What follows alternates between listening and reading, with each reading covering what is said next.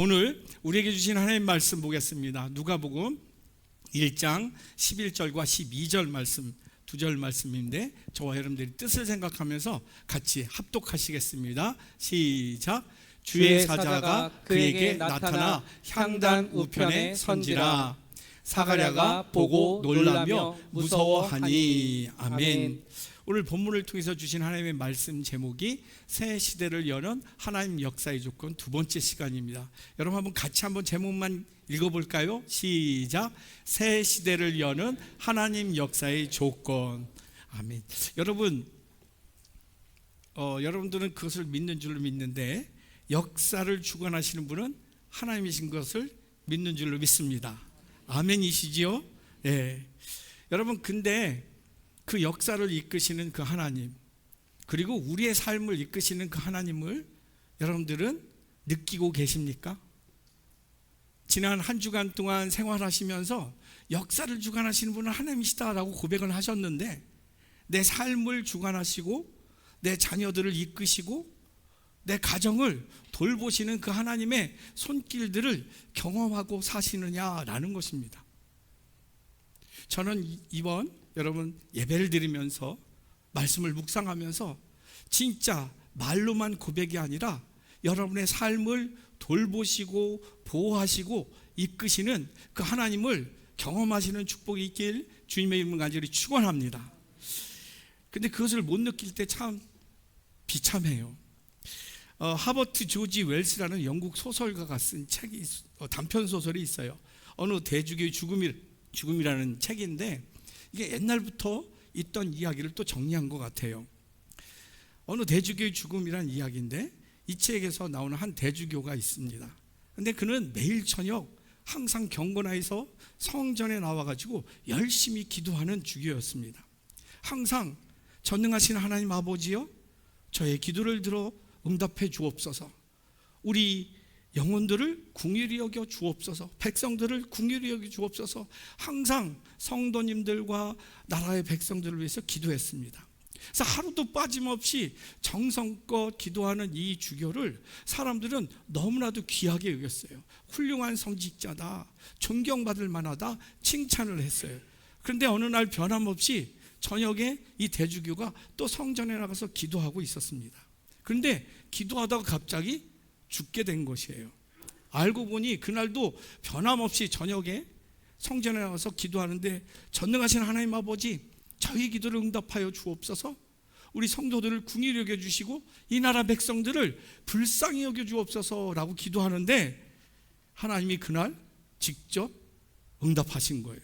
아들아, 내가 듣고 있노라 라고 말씀을 한 거예요. 그때 이 음성이 들리는 순간 이 대주교가 심장마비로 죽게 되었다라는 얘기예요. 웃는 사람은 한 사람밖에 없네.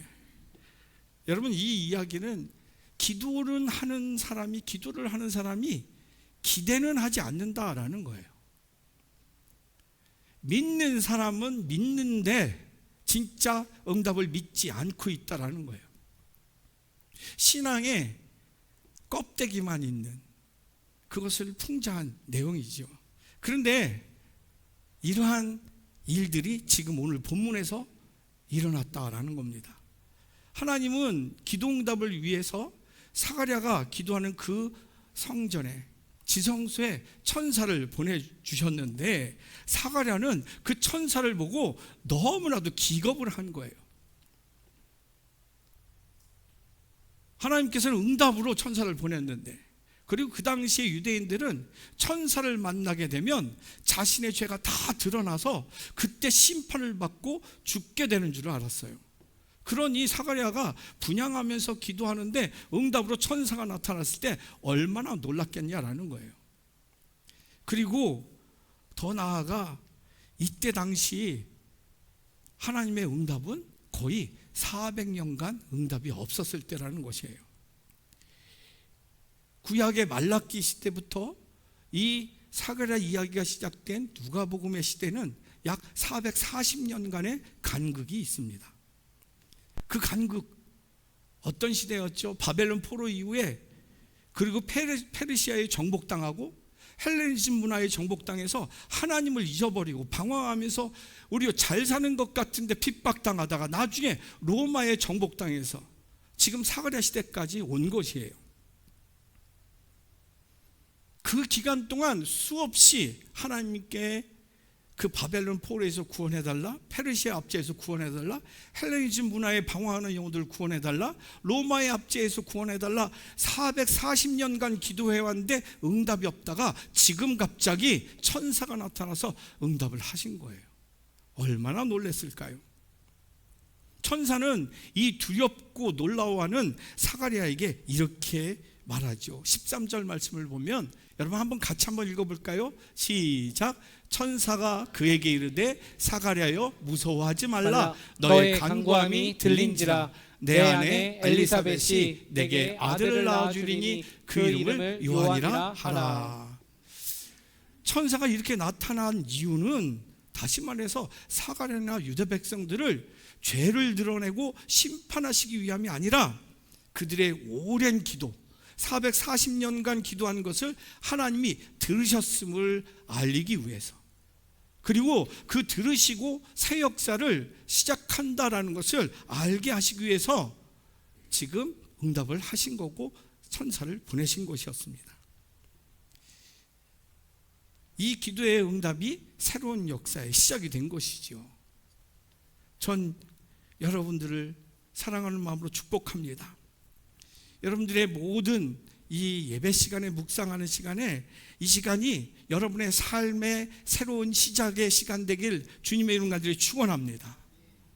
그래서 이 모든 여러분들의 삶은 한순간도 하나님의 이끄심이 없는 그러한 시간이 없고 모든 순간순간들이 하나님의 이끄심과 보호하심의 삶이 되길 주님의 이름 간절히 축원합니다.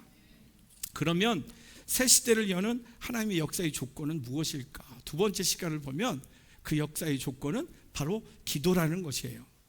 새 시대를 여시는 하나님의 역사의 조건, 지난 시간은 경건을 묵상을 했어요. 경건하는 자를 찾으시고 그 경건하는 자를 통해서 새 역사를 시작하셨다라는 것이죠. 근데 오늘은 뭐예요? 하나님의 마음에 합한 기도를 통해서 새 역사를 시작하신다라는 겁니다.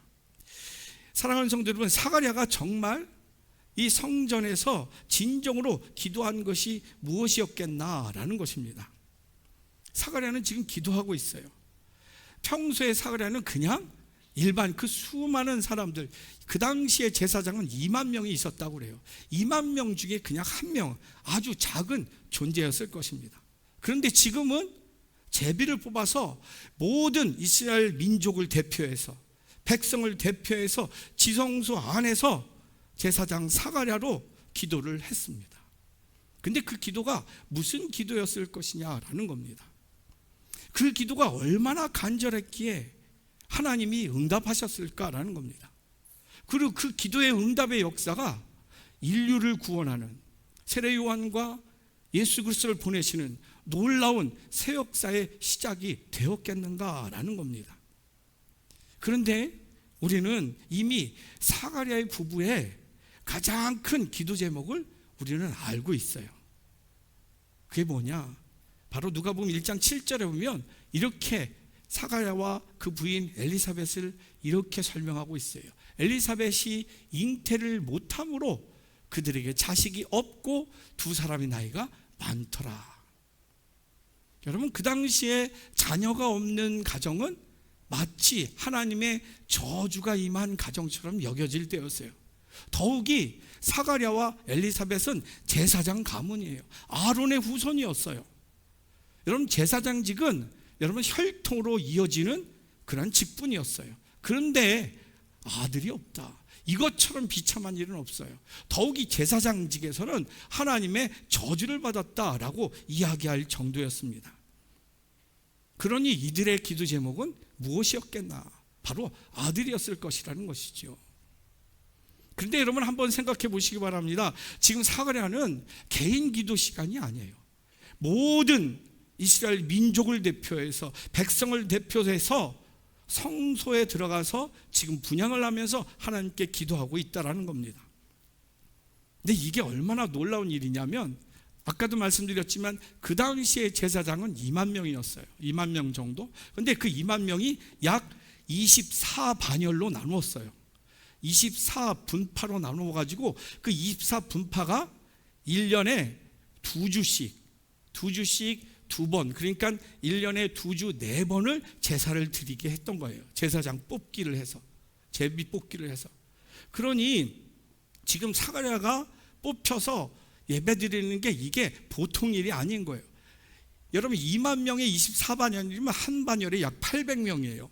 800명이 여러분 12개월로 52주로 나누면 약 4명만 뽑게 돼 있는 거예요. 4명만.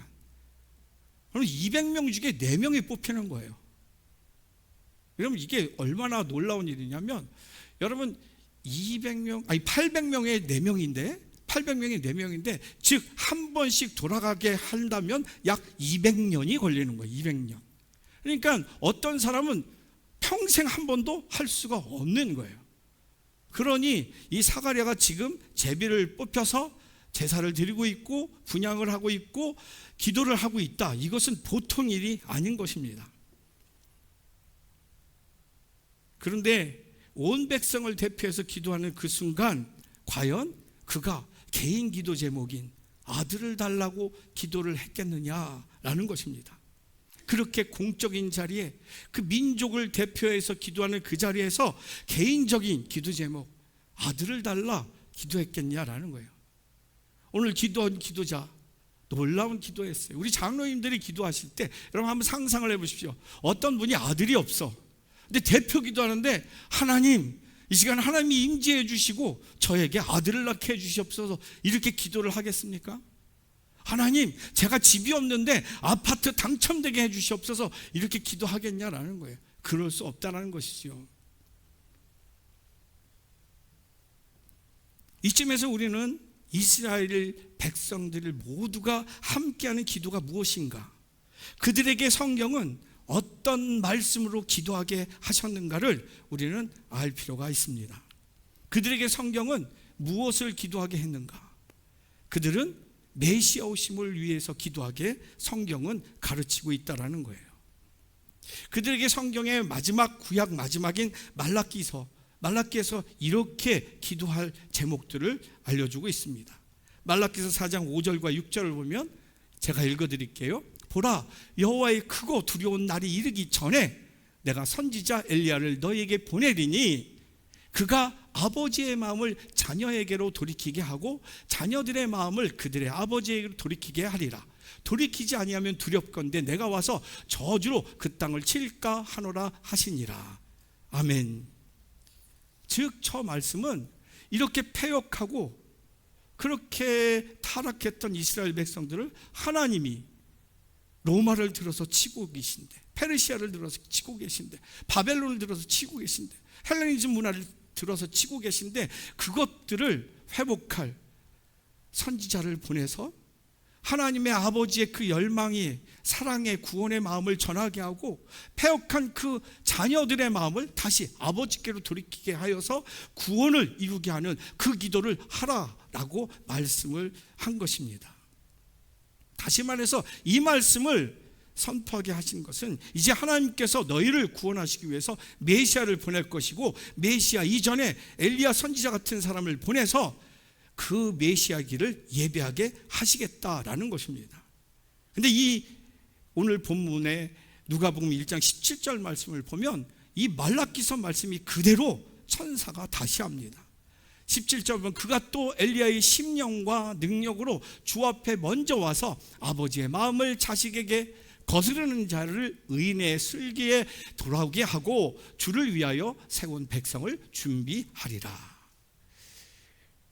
다시 말해서 심판을 하는 것이 아니라 구원을 위해서 하나님이 새 역사를 이룰 텐데 그것을 너희는 기도하라 하는 것이죠. 그리고 지금 그 역사가 이제 기도의 응답으로 시작되었다라는 것입니다. 그에게 약속했던 그 메시아와 준비를 보내시겠다라는 것입니다. 그렇다면 여러분 사가랴가 대표자로 이 지성소에서 기도한 내용은 과연 무엇이었을까라는 것입니다. 지난 400년 동안 메시아를 기다리고 또 기다렸지만 메시아는 오지 않으셨습니다. 그동안 하나님이 약속한 그 선지자들과 예언자들을 통해서 약속한 그 수많은 약속들이 얼마나 있었는가. 그리고 그 약속들을 선포하기 위해서 목숨을 걸고 선포하면서 죽어간 예언자들, 선지자들이 얼마였는가라는 것입니다. 그것이 지금까지 이루어져서 지금의 현실, 로마의 압제로 인해서 고통받고 있는, 착취당하고 있는 이스라엘 백성들, 이것을 기억하게 하고 하나님께 마음을 돌려서 메시아를 구해야 할 그러한 영적인 리더로 세워져야 할 제사장들은 오히려 로마와 타협하고 오히려 백성들을 우매하게 짓밟고 있었던 그 상황이라는 것이죠. 그것 때문에 이스라엘 백성들 절망 가운데 있었습니다. 그것 때문에 좌절하고 있었습니다. 현실을 보면 너무나도 울 일만 있고 통탄한 일만 있고 절망한 일밖에 없었지요. 그런데 그분이 말씀대로 오신다면 다시는 눈물이 없고 슬픔도 없고 돌이킴도 없고 후회가 없을 것이라는 그 약속을 믿고 그들은 버텼던 것이죠. 그것 때문에 이스라엘 백성들은 포로로 잡혀가면서도 끝까지 기도를 놓지 않았습니다. 낭만 가운데 하나님을 붙들었던 것입니다. 바벨론 강가에서 눈물을 흘리면서 하나님께 예배를 드렸던 것이죠. 그런데 그럼에도 불구하고 메시아는 오시지 않았습니다. 그리고 시간이 더 지난 이제 사람들의 입에서는 희망이 사라졌습니다. 절망만 있고 한탄만 있고 원망만 있습니다. 하나님은 도대체 어디 계십니까? 하나님은 왜 아직도 침묵하십니까? 하나님은 정말 살아계시기나 하신 겁니까? 라고 울부짖었습니다. 그런데 여전히 하나님은 그 울부짖음에 응답이 없으셨던 겁니다. 어느 순간 사람들은 하나님의 말씀을, 하나님의 언약을 믿지 못하게 됐습니다. 메시아의 오심의 희망도 점점 잊혀져 가게 되었습니다. 그리고 그 영적인 바람에서 이제 이생의 세계로, 세속으로 눈을 돌리기 시작합니다. 그래, 지금을 잘 살자. 지금 배부르면 되지. 지금 안락하면 되지. 지금 즐거우면 되지. 하면서 영적인 바람을 다 포기하고 세상적인, 세속적인 그러한 목적만 갖게 됩니다. 그러니 제사를 중요시 여기지 않았습니다. 가벼이 여기기 시작했고 지도자들은 그렇게 하나님께서 금하신 고리대금업을 시작하고 부자들은 가난한 자들을 착취하기 시작합니다. 이제 그들에게는 영적 세계에 관심 갖는 것이 어리석은 일이 되었습니다. 무엇보다도 이것을 깨뜨리고 이것을 알려서 눈을 뜨게 해서 하늘을 바라보게 해야 할 그러한 제사장들은 그러한 제사에 관심이 없었습니다. 자기의 권력을 유지하고 자기 배부른 것에 집중하기 시작하였던 것입니다. 세상 그 어디에도 희망이 없던 그때 하나님은 그러한 가운데서도 하나님의 구원을 위해 그 구원에 쓸 도구로 사용할 사람을 찾고 계셨던 것입니다. 그런데 사가랴가 이 하나님의 구원에 합당한 하나님의 마음에 합한 기도를 하게 된 것입니다. 사가랴의 기도를 들으신 순간 하나님은 새 역사를 시작하였습니다. 하나님은 드디어 당신의 몸을 일으키기 시작하셨던 것입니다. 그래서 타락한 가운데서도 하나님은 나의 뜻을 품고 행할 의인이 어디 있는가 찾으셨던 것입니다. 그렇게 메시아 오심을 포기한 중에서도 그 기도를 잊지 않은 사람이 어디 있는가 찾으셨던 것입니다. 뜻이 하늘에서 이루어진 것 같이 땅에서도 이루어지기를 간구하는 그 기도의 주인공이 있는가 찾으셨던 것입니다. 그때 경건한 사가랴의 기도가 하나님께 들린 것입니다. 사가랴는 의인이었고 백성과 민족의 대표자로 하나님 앞에 서서 기도했던 기도자였던 것입니다. 그러므로 그가 드린 기도는 개인적인 기도가 아니라 모든 백성들에게 절실하고도 가장 중요한 하나님의 뜻이었을 것이라는 것입니다. 그의 기도, 오 전능하신 하나님 아버지시여, 메시아를 보내 주옵소서. 좌절에 빠져 있고 진리와 정직이 무너진 이 땅에 하나님의 나라를 다시 세울 메시아를 보내 주옵소서. 그래서 하나님의 백성의 눈에서 눈물을 닦아주시고 무너진 우리들 마음의 성전을 다시 세워 주옵소서. 그래서 다시금 우리들의 눈을 영원으로 돌리게 하옵소서 기도했을 것입니다. 그렇게 간절히 그는 메시아 보내주시기를 구했을 것입니다. 그때 하나님이 응답으로 보낸 천사가 이렇게 말합니다. 13절 말씀 같이 한번 읽을까요? 시작. 천사가 그에게 이르되 사가랴여 무서워하지 말라. 너의 간구함이 들린지라. 내 아내 엘리사벳이 내게 아들을 낳아주리니 그 이름을 요한이라 하라. 아멘.